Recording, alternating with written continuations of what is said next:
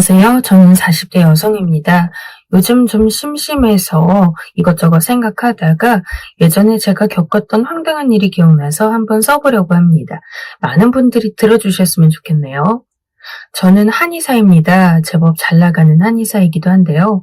여러분이 생각하시는 것처럼 돈을 잘 법니다. 솔직히 그래요. 다른 월급쟁이나 평범한 분들이 생각하기엔 말도 안 되는 돈을 벌 겁니다. 월 천은 솔직히 우스운 수준이고요. 그렇다고 굉장히 큰 한의원을 하거나 그런 건 전혀 아니에요. 그냥 평범하게 동네에서 성실하게 한의원 운영하고 있는데 근방에 연세 드신 어르신들이 많이 계셔서 꾸준히 찾아주시기도 하고 제가 약을 좀 잘 짓고 침을 잘 놓는다고 소문나서 많은 분들이 멀리서도 찾아주셔서 그렇습니다. 참 감사하게 생각하고 있어요. 학창 시절엔 특별히 한의사가 되겠다는 목표를 가지고 공부한 것도 아니었는데 열심히 공부만 하던 아이가 이렇게 성장해서 자기 돈을 잘 벌고 아픈 사람들한테 도움도 줄 수 있는 직업을 갖게 되었으니까요. 저 때는 수능을 잘 보면 대학에 잘 들어갈 수 있었는데 다행히도 수능 점수가 참 잘 나와서 명문대 한의학과에 들어갈 수 있었어요. 한의학이라고 하면 아 하고 다들 떠올리는 그 학교에 들어갔었죠. 한의학이라는 게 좀 복잡해요.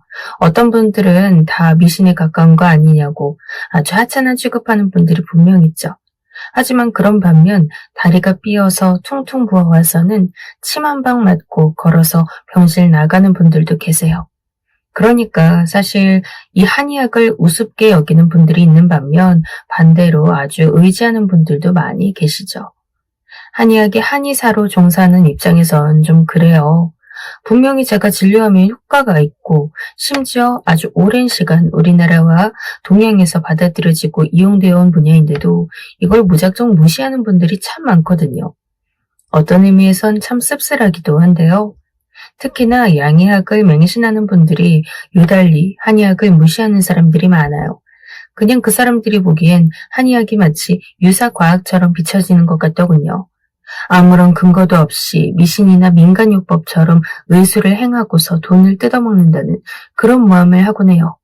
글쎄 그렇게 말하는 바람에 피해 있는 한의사나 진료받는 사람들의 입장은 전혀 생각지 않는 것 같더군요.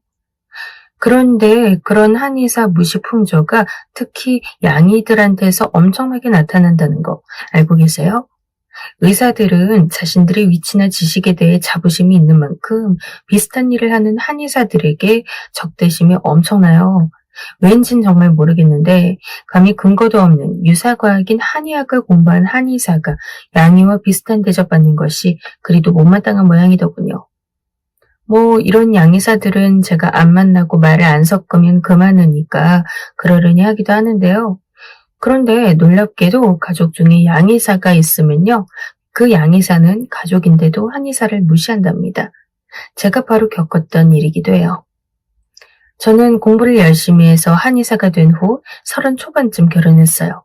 그러니까 보통 인식보단 조금 늦지만 요즘 치곤 그냥 보통 나이에 결혼한 것이 되죠. 남편은 같은 대학 다른 과였던 사람이었는데요. 남편은 공과대학에 다녔기 때문에 박사학위까지 따고서 대기업에서 연구원으로 근무하고 있었어요. 대기업 연봉이 정말 높긴 한데 그렇다고 해서 한의사인 제가 돈으로 질 정도는 아니었거든요. 그래서 둘이 어느 정도 스펙이 맞는 편인 결혼이긴 했어요. 사실 시부모님이나 저희 부모님이나 집안은 양쪽 다 평범했죠. 잘 살지도 못 살지도 않는 그냥 소시민적인 집안이었는데요. 저희는 자매만 둘이었고 남편은 형제만 둘이었어요. 저희 동생도 잘 나가는 변호사였는데 부모님을 자기가 모시겠다며 어차피 결혼 안 할 거라고 말하는 아이였죠. 남편 쪽은 동생이 있었는데 시동생 역시 공부를 굉장히 잘해서 회계사였어요.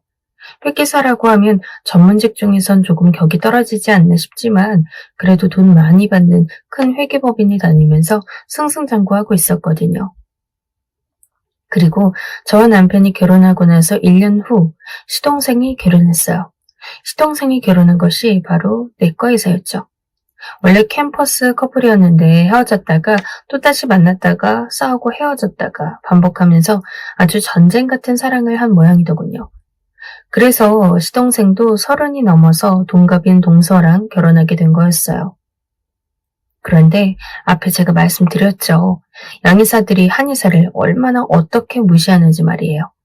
전 솔직히 가족관계가 되었으니 당연히 그런 부분은 절대 말을 꺼내지 않을 거라 여겼어요. 그렇잖아요. 피가 이어진 가족은 아니지만 어쨌든 법적으로 이어졌고 게다가 제가 손위동서였고요. 아니, 피가 이어지지 않았으니 어려운 관계라서 더 말을 조심하는 게 당연하기도 하고요.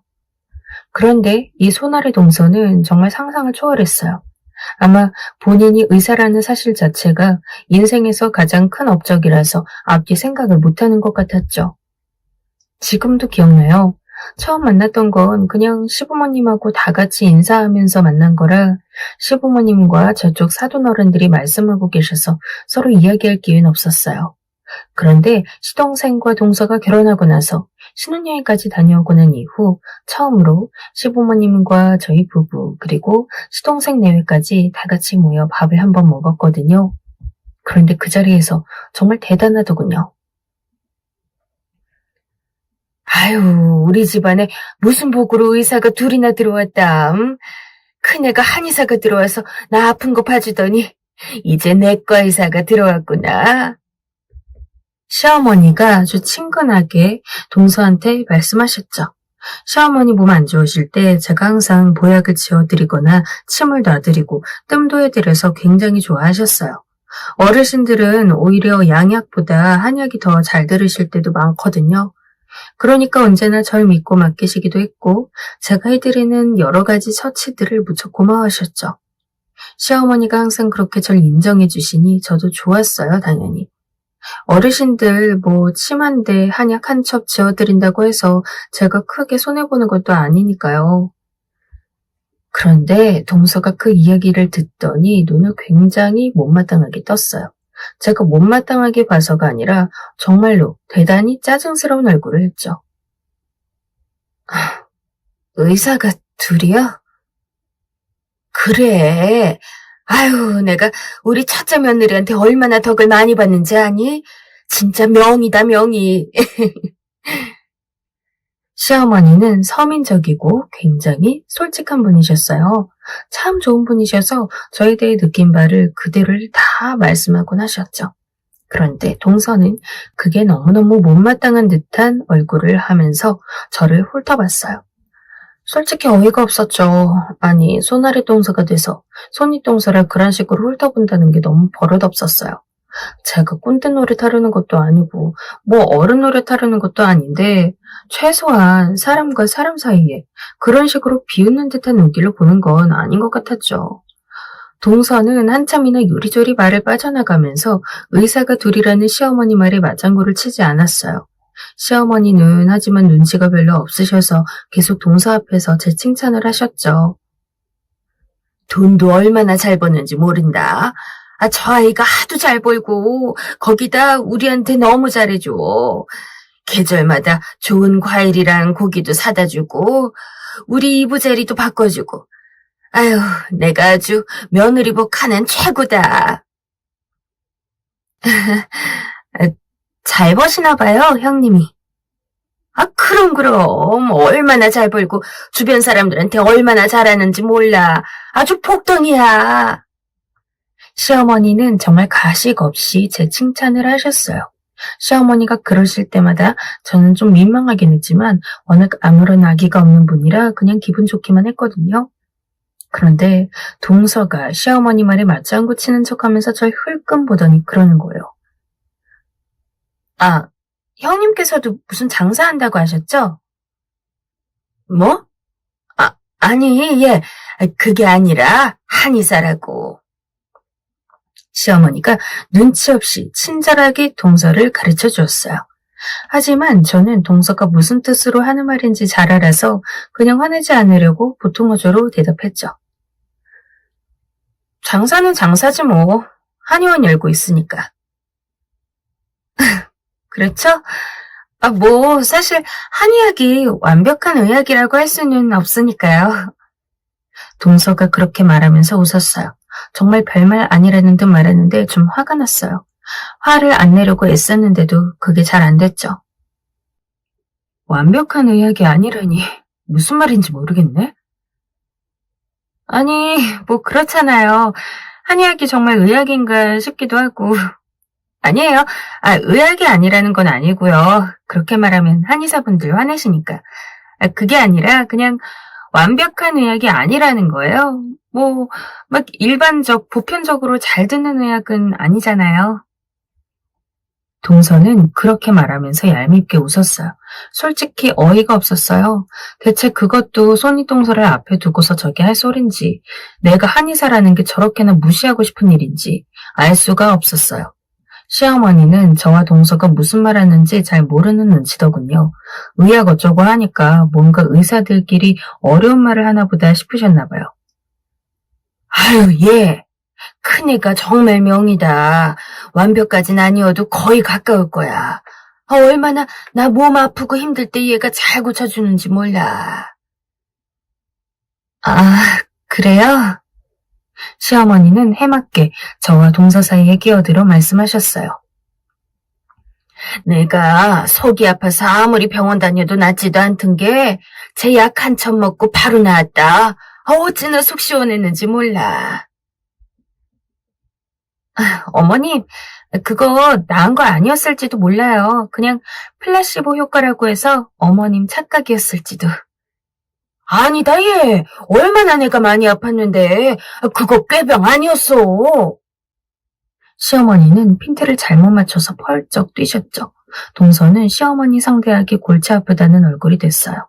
하지만 계속해서 시어머니가 거의 1시간 동안을 그간 제가 해왔던 치료에 대해 수다 떠시니까 동서가 못 말리겠다는 얼굴로 외면해버렸죠.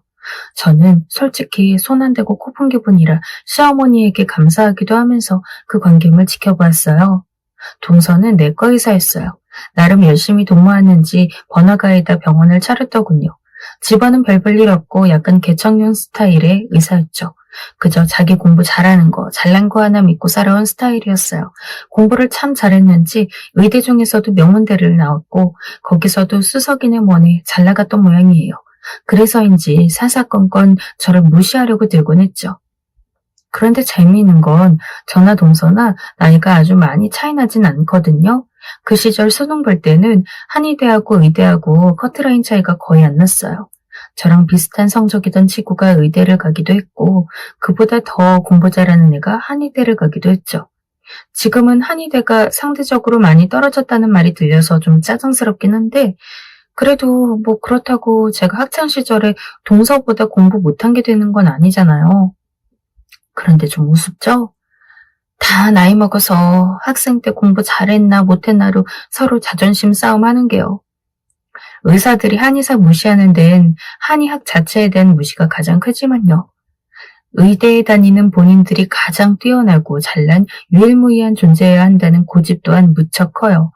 솔직히 같이 말하다 보면 골치 아프거든요. 본인들만 잘나야 하고 본인들만 유일한 의사여야 하고 그런 거요. 그래서 동서는 그 이후에도 사사건건 저한테 시비를 걸었어요. 시비 건다기보단 무시한다고 해야 할까? 제가 하는 병원이 어떻게 되느냐, 얼마나 돈을 잘 버느냐 그런 걸 물으면서 제가 더 버는 것 같으면 이 동네에는 무식한 노인네들이 너무 많이 살아서 한의원이 잘 된다는 둥, 젊은 층이 주로 사는 동네로 가면 절대 안 될 거라는 둥 아주 끝내주는 소리들을 많이 했어요. 저는 싸우는 걸 싫어하는 성격이라 그냥 동서의 그런 말들을 꾸준히 무시했어요. 그리고 주로 시부모님과 같이 있을 때 동서를 만나게 됐는데 동서가 뭐라고 한의학에 대해 안 좋은 소리를 하면 시어머니가 나서서 대신 싸워주셨으니까요. 시어머니는 싸운다고 생각 안 하시고 그냥 본인의 주장을 한의학이 얼마나 쓸모있고 시어머니가 평생에 걸쳐 도움받아왔는지에 대해 말씀하시는 거였거든요. 그런데 시어머니가 그렇게 말씀하시니까 동서는 도리어 찍소리도 제대로 못하고 그냥 그러려니 하고 입을 다무는 수밖에 없었던 거죠. 그런데 정말 솔직히 꼴 보기 싫었어요. 머리 좋은 것도 공부 많이 하는 것도 사실 한의대나 의대나 거기서 거긴데 저렇게 난리친다는 게 말이죠. 그래서 저는 그냥 동서를 무시하면서 꾸준히 지냈어요. 어차피 자주 볼 일도 없으니 가능한 일이었죠. 저는 동네 한의원 원장으로 안정적으로 잘 벌었으니 아쉬울 것도 없었고요. 하지만 내과를 번화가에 다른 대표 원장들과 더불어서 낸 동서는 욕심이 참 많은 사람이었어요. 이제 막 병원을 내서 사실 잘 벌릴 때가 분명히 아닌데 동서는 잘난 척을 하더군요. 이제 조금만 지나면 정말 잘 벌릴 거예요. 병원도 더 큰 데로 옮겨야죠, 그러면. 인테리어 비용하고 이런저런 거 다 빼면 아마 수익 날 때까지 한참 걸릴 거야, 동서. 제가 지적해줘도 동서는 전혀 그런 말은 듣고 싶지 않다는 듯 모른 척했어요. 뭐 그런 거 무시하다가 나중에 낭패 보는 건 제 사정은 아니니 저도 한번 말해주고 말았죠. 사실 병원도 인테리어 비용이 진짜 크거든요. 월세랑 인테리어 비용 빼고서도 수익이 나려면 병원이 정말 자리 잡혀서 시간이 좀 흘러야 가능해요. 하지만 동서는 그런 건 상관없이 일단 병원을 열었으니 당장 잘 벌려서 다음 달부터 수익 날 거라고 기대했죠. 그전까진 다른 병원에서 일했다는데 그때 비용에 관한 건 전혀 보질 않은 것 같더군요. 본인이 병원을 열고 싶어 했으면서 왜 그런 걸 안 본 건지 이해되지 않았어요. 그런데 어느 날 시어머니가 동선의 병원에 약을 타러 간다면서 저한테 좀 태워달라고 하시더군요. 전 어쨌든 시댁에 있는 동네에 한의원 열고 있었고 시어머니가 동선의 병원에 가신다고 할 때는 저도 잠시 병원을 닫는 시간대라 그러마 하고 시어머니를 모시고 차에 태워다 드렸죠. 동선의 병원은 시내 한가운데에 있어서 가는데도 시간이 많이 걸렸어요. 저는 가면서 시어머니께 여쭤보았죠. 어머님, 무슨 약 타러 가시는 거예요? 피부병이 생겨가지고 그거 약 받으러 간다. 아, 하지만 어머님, 동선에는 내과잖아요? 그런데 피부과 처방도 해준대. 너희 동서가 그냥 와서 받아가라더라. 어차피 내과 의사가 피부과나 다른 과 의사들보다 더 잘한다면서. 아, 그럴 리가 있나요? 그래도 뭐 걔가 그렇게 말하니까 믿어야지. 설마 시엠일 속이겠니? 지가 일하는 거 하나가 더 늘어나는데. 시어머니는 사람 좋게 웃으면서 말씀하셨어요. 아니 그런데 솔직히 말이 안 되는 거 아닌가요? 뇌과 의사가 피부과나 다른 과 의사들보다 해당 과 진료를 더 잘 본다면 전문의가 대체 왜 필요하겠어요? 그냥 그건 진료봐주는 정도인 거죠. 하지만 시어머니 피부병은 근처 동네에 피부과가 있어서 거기에 가면 되는데 굳이 먼 번화가에 있는 본인 병원까지 오라고 하는 게 이상했어요.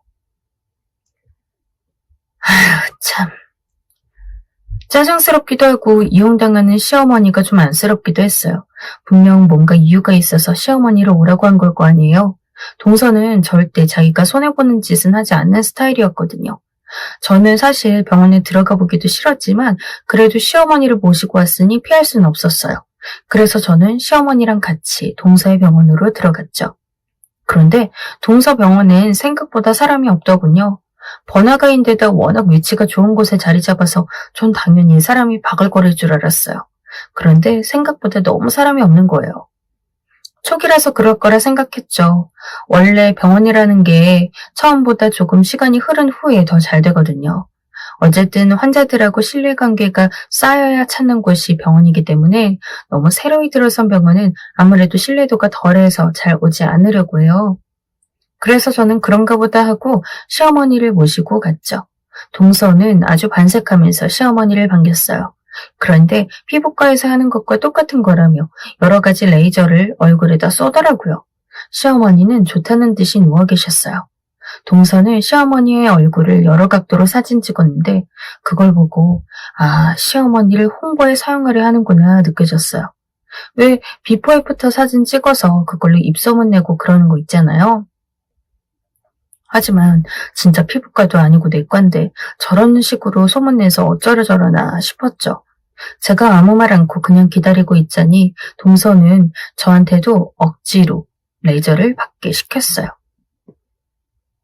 형님이 만지시는 그런 한약들하고는 이거 완전히 효능이 다른 거예요. 걱정 안 하셔도 돼요. 동서는 그 와중에도 저한테 굉장히 비꼬는 듯한 말투로 말했어요. 시어머니도 태평하게 한 번쯤 받아보라고 좋을지 어떻게 아냐면서 속 편한 말씀을 하셨죠. 솔직히 진짜 받기 싫었는데 어쩔 도리가 없어 그냥 받았어요. 아마 시어머니만 같이 안 계셨더라도 그냥 동선의 병원을 나왔을 거예요. 하긴 애초에 동선의 병원을 갈 일이 없었겠죠. 그리고서 저도 사진을 찍었어요.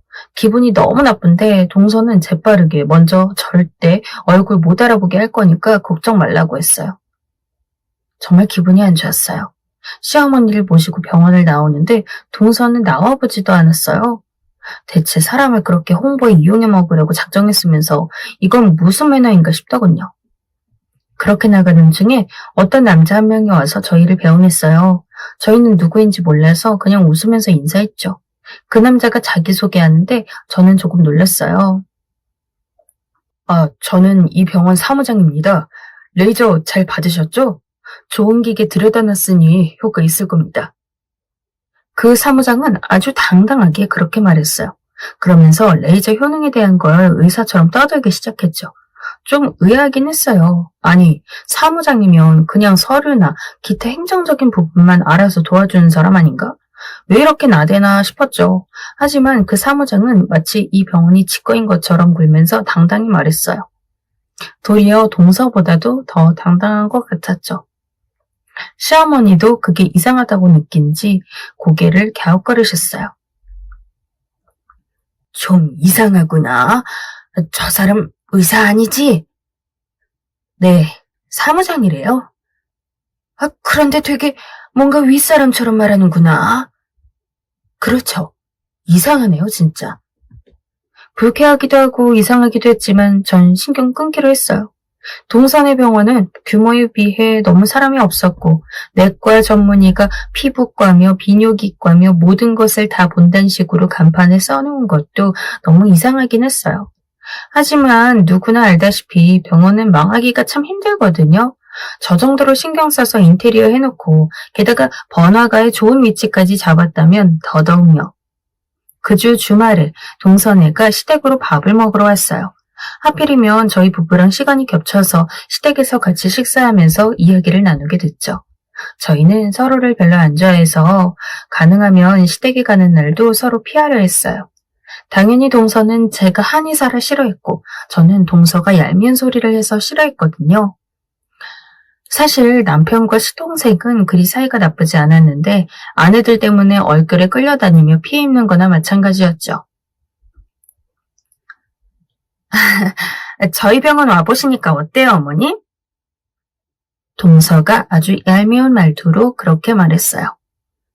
되게 크죠? 번듯하고. 그래. 아주 크고 좋더라. 너무너무 으리으리하고. 인테리어 비용 진짜 많이 들었어요. 빨리 자리 잡히고 돈이 좀 벌려야 그 인테리어 비용을 본전이라도 해서 할 텐데 말이에요. 그래. 그런데 너무 삐까번쩍해서 나는 좀 정이 잘 안 붙더구나. 정이 안 붙어요?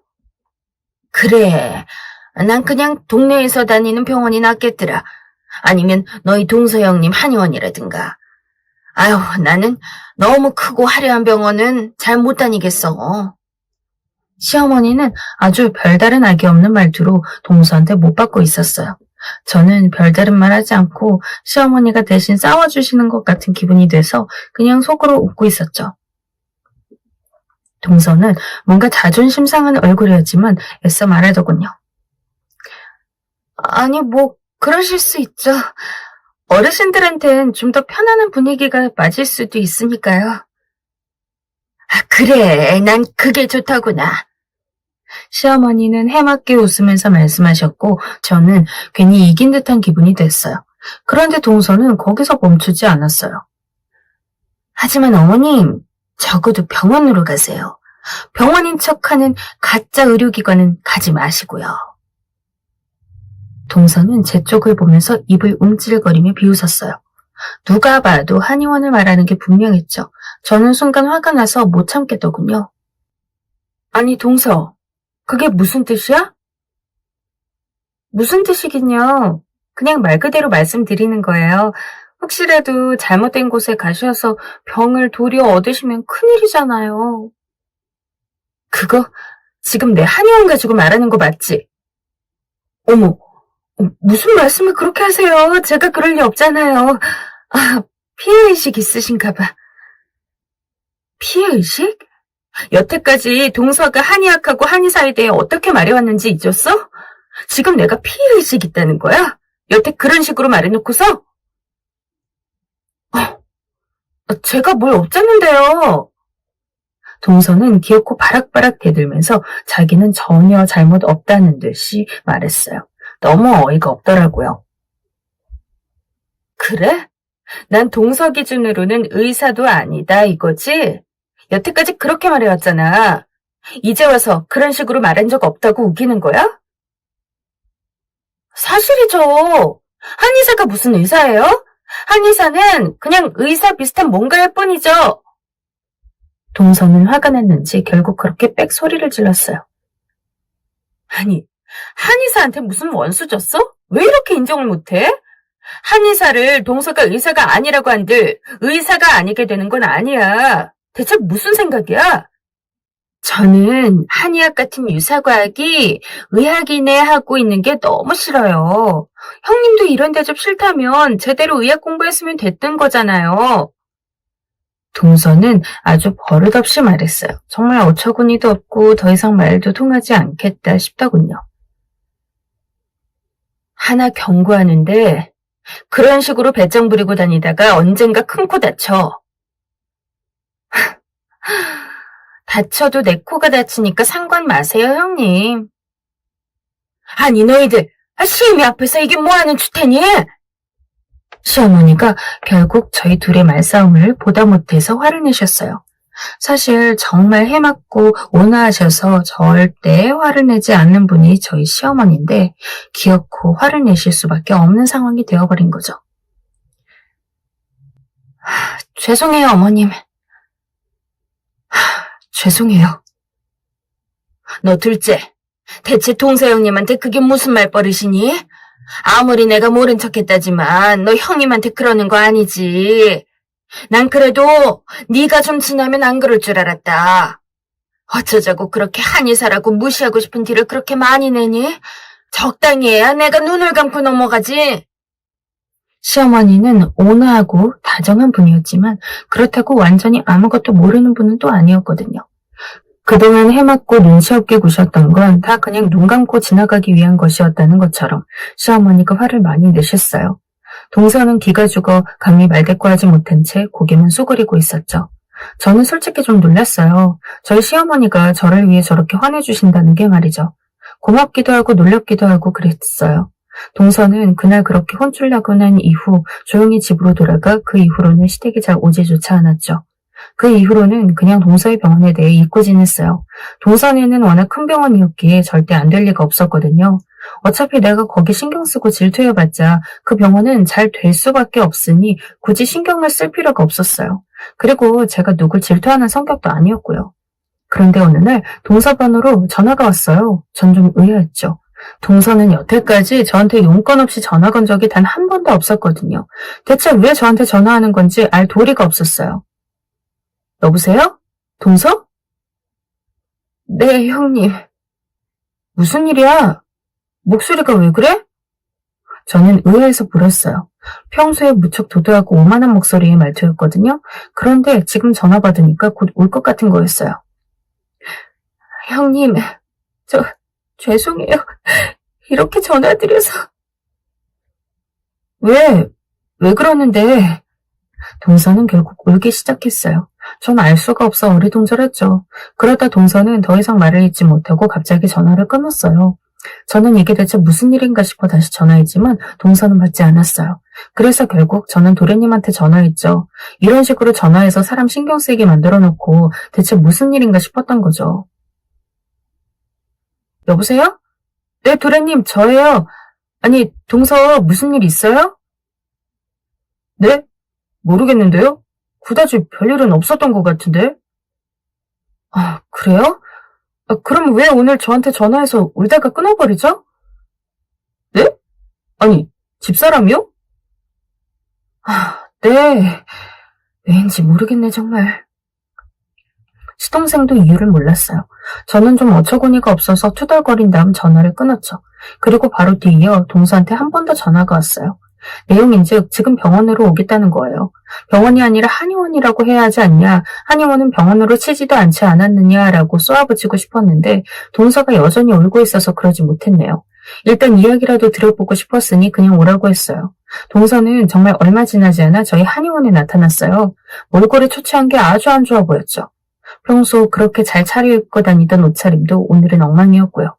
이렇게나 차이가 나는데 도련님은 멀쩡하다고 했으니 두 사람 부부관계는 괜찮은가 또 의심이 들더군요. 아니, 무슨 일이야, 동서? 형님, 저 큰일 났어요. 큰일? 무슨 큰일? 큰일이 날 게 뭐가 있을까요? 의사는 무슨 일이 있어도 큰일 나긴 쉽지 않은 직업이었죠. 제가 의아하게 묻자 동서가 다시 한번 울기 시작했어요. 그이한테 말하지 마세요. 저 이혼당해요. 뭐? 왜? 무슨 일인데? 저 5억만 빌려주세요, 형님. 뭐라고? 저는 귀를 의심하면서 동서를 돌아봤어요. 물론 제가 잘 벌긴 해요. 한의사로 일하면서 5억 정도 못 모으지 않았고 돈이 있기에 당연히 있었죠. 하지만 그렇다고 해서 사이가 무척 나빴던 동서가 저한테 5억을 빌려달라고 대뜸 요구하는 게 가능하다는 뜻은 아니잖아요. 동서는 더듬거리면서 자기 이야기를 늘어놓았어요. 들어보니 아주 가관이더군요. 애초에 동서가 열었다고 했던 병원이 본인 병원이 아니었던 거예요. 흔히 왜 사무장병원이라고 하는 거 있죠? 원래 의료법상으로는 의료기관을 개설할 수 있는 자가 한정되어 있어요. 그런데 그렇지 않은 사람이 의료기관을 개설해서 의사들을 얼굴마담으로 앉혀놓은 거였어요. 그러고서 본격적으로 영업 시작한 지 얼마 지나지도 않아서 그게 당국에 걸려서 그대로 병원은 문을 닫고 과징금까지 때려맞아 폭삭망해버린 거였죠.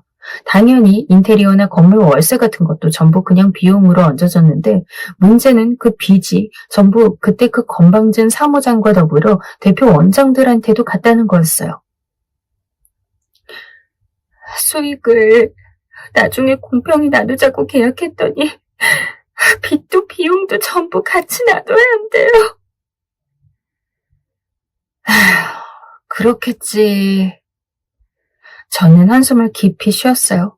저런 사무장 병원이 불법이라는 걸 동서가 몰랐을 리가 없는데 멀쩡히 거기 발들여놓고는 지금 와서 질질 짜는 게 너무 어이가 없었어요. 전 물끄러미 동서를 보며 한숨을 쉬었죠. 그래서 어쩌려고? 이제 병원 다시 세워야죠. 다시 일으켜야죠. 무슨 돈으로 세우려고? 그러니까 형님 5억만 빌려주세요. 저는 순간 어이가 없어서 숨이 턱 막혔어요. 아, 이 사람이 진짜로 나한테 5억이라는 돈을 빌려달라는 거구나 싶어서요. 아니, 얼마나 저를 그동안 호구로 봤으면 그렇게나 한의학과 한의사를 무시해놓고 저한테 돈을 빌려달라고 하는 걸까요? 저는 물끄러미 동서를 바라보았어요. 동서는 제 눈길이 부정적이라고 느껴졌는지 더 서럽게 울더군요. 하지만 우는 게 왜 저한테 통할 거라 생각했는지 지금도 의문이에요. 형님, 한 번만 도와주세요. 진짜 한 번만요. 그리고 이거 절대 저희 남편한테는 말하지 말아주세요. 도련님은 모르는 거야? 네. 그이는 몰라요. 알면 안 돼요. 저 이혼당했단 말이에요.